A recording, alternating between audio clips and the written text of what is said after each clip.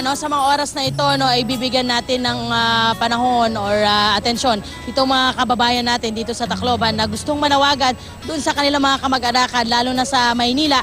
At ito nga ngayong umaga na makakasama natin si Nanay. Halika dito, Nay. Anong pangalan niyo, Nay? Mirna. Mirna. Sige po, sabihin niyo pangalan niyo, Nay. Ano pangalan niyo po? Ako yung Mirna Villapas.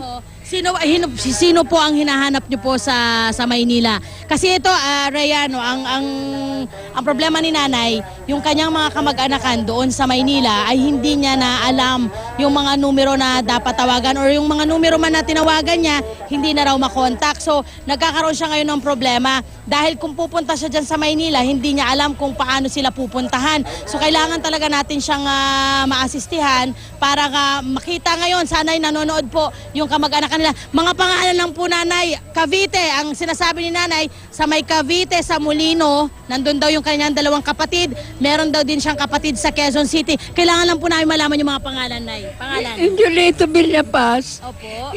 Agapito Villapas. Alam mo na sila. Nasa Molino. Yung isa pong sa Quezon City, sino po yung Si Ernesto Villapas. Meron ako din kapatid sa Nueva Ecija, Emilita Villapas. So, sasakay ho kayo ngayon ng C-130. Opo. Sino pa ang mga makakasama po ninyo sa C-130? Ang anak ko na nanay at bata. Tatlo lang kami. Tatlo kayong pupunta ng Maynila. Maraming salamat, Nanay. Ano lang po tayo, lakas lang po tayo ng loob. Kaya po natin yan, kaya po natin yan.